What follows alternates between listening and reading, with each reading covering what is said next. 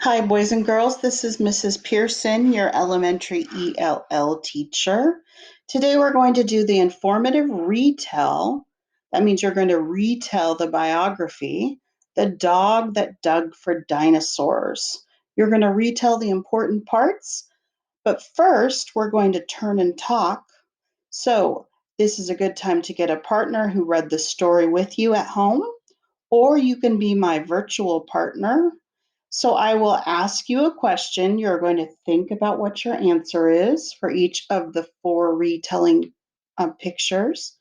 I'm going to give you a sentence stab, and then you're going to pair up with your partner, or I will be your partner, and then you're going to share out saying your answer in a complete sentence. So before we get started, let's read the vocabulary words because some of these will be in our retell when we put it together on the graphic organizer. Number one, exact, completely correct, precise, exact. Number two, discovered, found something, learned or realized something, discovered. Number three, remove, take it out, take it away, remove. Number four, growled, made a low, angry noise, made a deep, scary noise, growled.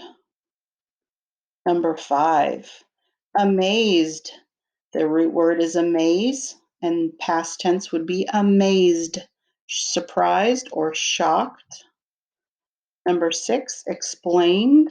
The root word is explain, and ed ending makes it past tense. Explained, you did it in the past.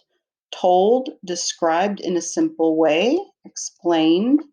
Number seven, guard, protect something, watch over and protect it, guard.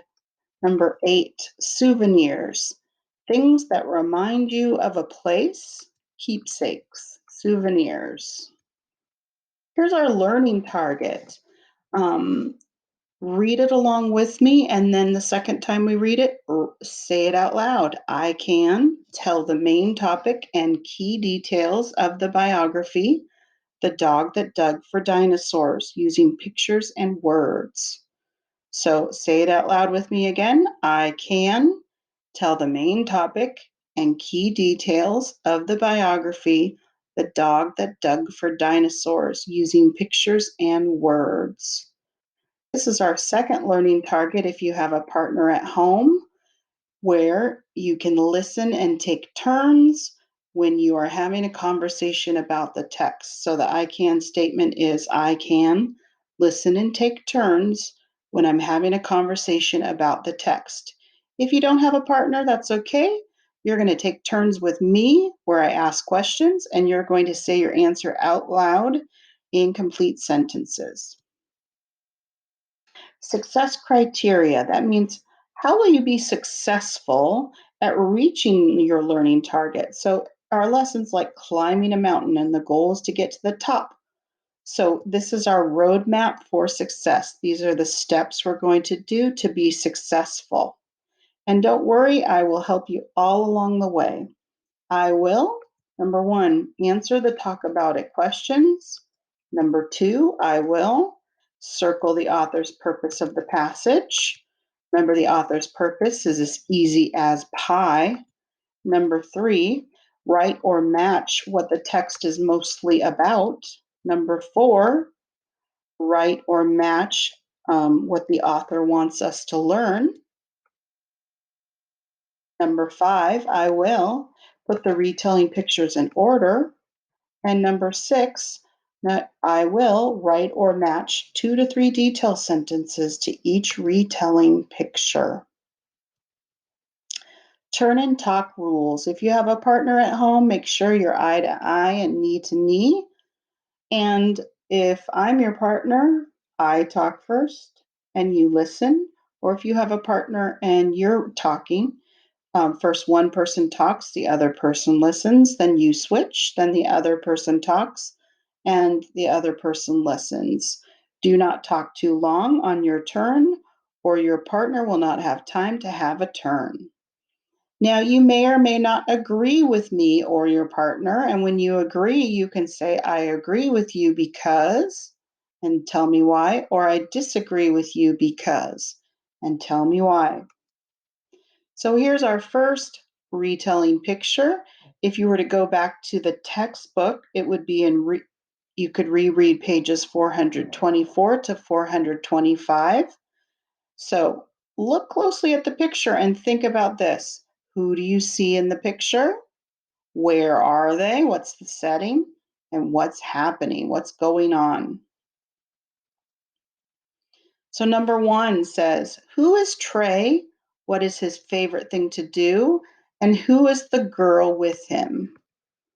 So you could say Trey is, and his favorite thing to do is, and then say the girl is, and she.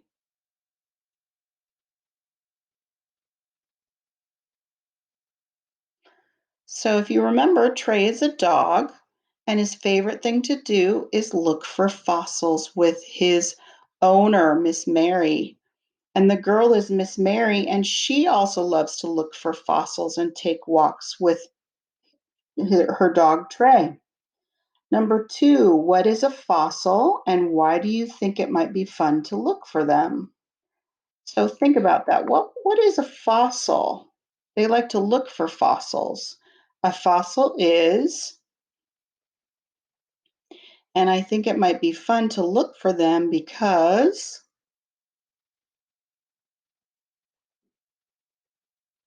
so if you remember, a fossil is something that it died a long time ago and it was buried quickly in the earth, and there is an imprint of it, and it was preserved and it hardened into stone. So a fossil is something from a long time ago and it's hardened into stone, and it's like the skeleton of a creature. So I think it might be fun to look for them because it's something new and exciting to discover. Oh, next picture. Look closely. Who is in the picture? Where are they? What's the setting? And what's going on? What is happening in the picture? Well, if you were to reread pages 427 to 429 in our Journeys textbook, you could read more to find out. So, number 1, what is Mary pointing to in the picture? Describe how she and Trey discovered it. So Mary is pointing to, they discovered it because. So Mary is pointing to, they discovered it because. So Mary is pointing to a huge dinosaur fossil. They discovered it because they were doing their usual walk looking for fossils, and Trey found it and started to growl and sniff and dig at the dirt. And number 2, why did Mary need to go for help? What is her opinion about what she found? So remember, our focus for this biography was fact and opinion. A fact is something that is true. An opinion is a feeling, and someone may not feel the same way as you. It is an opinion. So Mary needs to go for help because why does she need to go for help when she discovers this with Trey? Mary needs to go for help because, and what is her opinion? She thinks,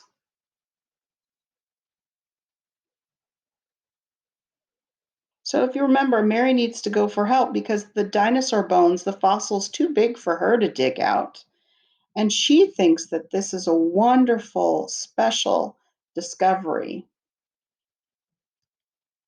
All right, look at the picture. Who is in the picture? Where are they and what is going on? You could find out by rereading pages 432 to 435 in the Journeys textbook. And here's your questions. Who was William Buckland and how did Mary and Trey help him? So William Buckland is Mary and Trey help him.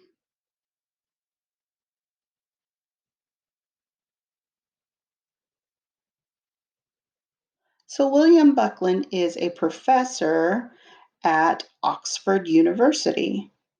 Mary and Trey help him by showing him where they discovered the first big dinosaur bones in the previous picture. Number 2, what did they discover together?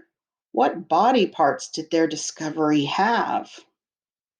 So, what did they discover together and what body parts did their discovery have? So, they discover the creature had,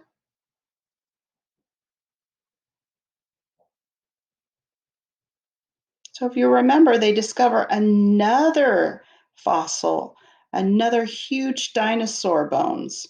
And the creature had paddles for feet and had like a hump, like a tortoise shell hump.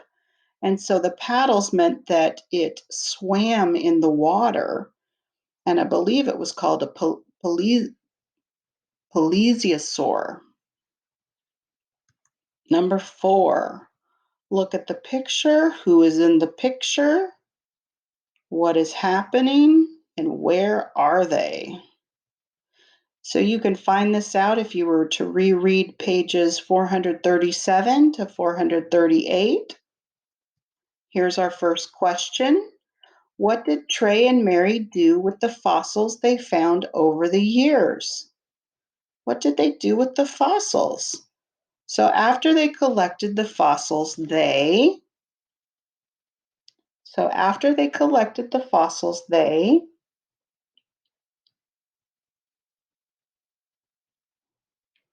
so after they collected the fossils, they sold them to tourists as souvenirs and also to other scientists.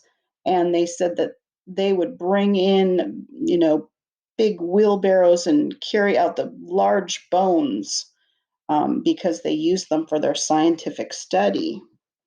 Um, and number 2, today, where can you see the fossils that Mary and Trey discovered? Where can you see the fossils that Mary and Trey discovered? Remember, where did Mary and Trey live? So today you can see the fossils at or in.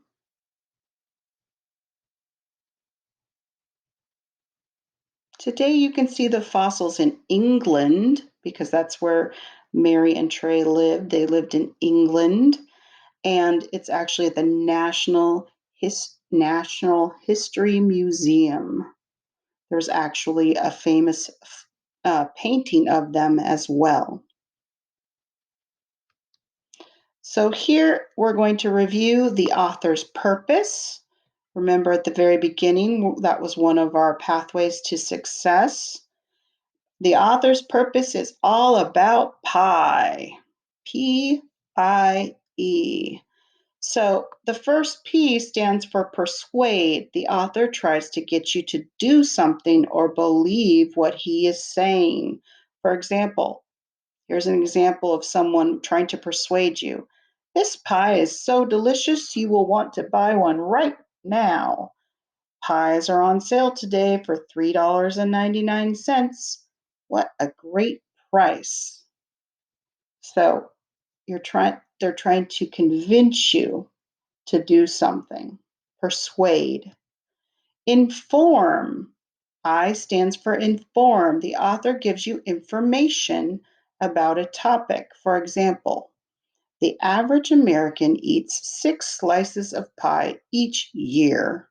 That's some information. Pie has been around since the ancient Egyptians. So it's nonfiction. Or entertain. E for entertain. The author tells us a story that we will enjoy. For example, one day I was picking blueberries for a pie, and a big hairy bear snuck up behind me. Or the author may write a book to explain. This is like a cookbook. The author gives us directions or steps on how to do something. First, preheat the oven to 400 degrees. Next, place the pie crust in a pan, add apples, sugar, and cinnamon, and bake for 40 minutes. So it's kind of like instructions. And then also, we're going to determine the main idea. What was this text mostly about? The dog that dug for dinosaurs. What was it mostly about? Well, the main idea is what a text is mostly about. Look for the title and pictures. Sometimes the main idea is in the first and last sentence. Look for clue words repeated over and over. So here is our retell of The Dog That Dug for Dinosaurs.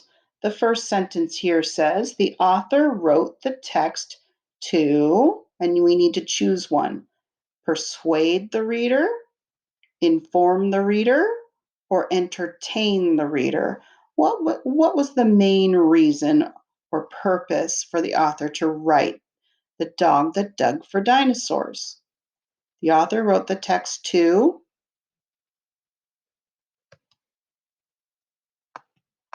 inform the reader. Did we learn more information about the dog?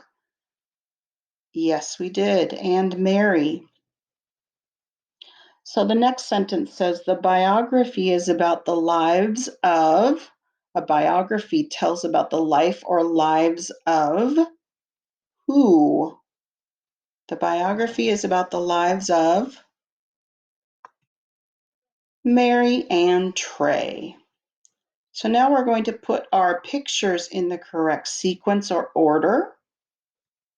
Oh, I forgot. In conclusion, down at the bottom, since usually I have you do the author's purpose and the characters or the biography, and then we're going to say what the author wants us to learn about, because I have you cut out these two pictures first, and then we do put the pictures in the correct sequence.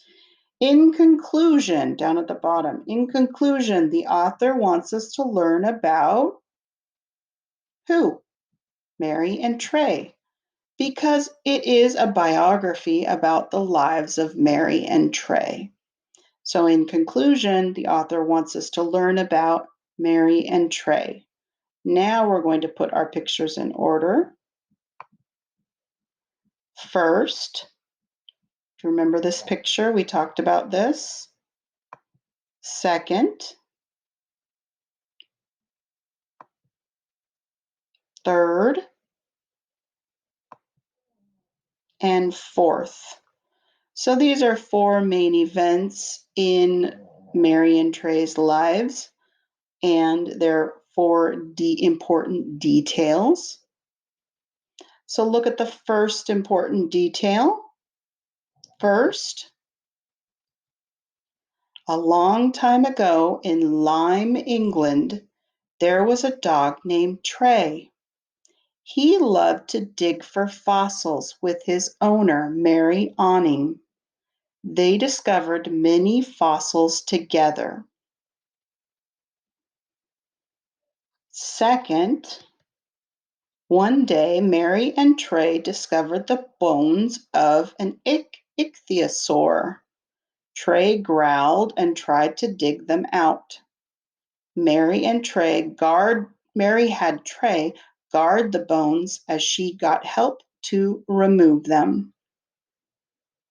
Now let's go to the third picture. Third, later, a scientist named William Buckland asked Mary to show him the exact spot where they found the bones.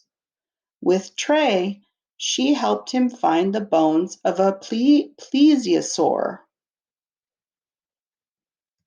Fourth, Mary and Trey found many fossils, and Mary sold them as souvenirs. Some of the fossils they discovered are now at the Natural History Museum in London, England. So the retell of The Dog That Dug for Dinosaurs, read along with me if you can. The author wrote the text to inform the reader. The biography is about the lives of Mary and Trey. First, a long time ago in Lyme, England, there was a dog named Trey. He loved to dig for fossils with his owner, Mary Awning. They discovered many fossils together. Second, one day Mary and Trey discovered the bones of an ichthyosaur. Trey growled and tried to dig them out. Mary had Trey guard the bones as she got help to remove them.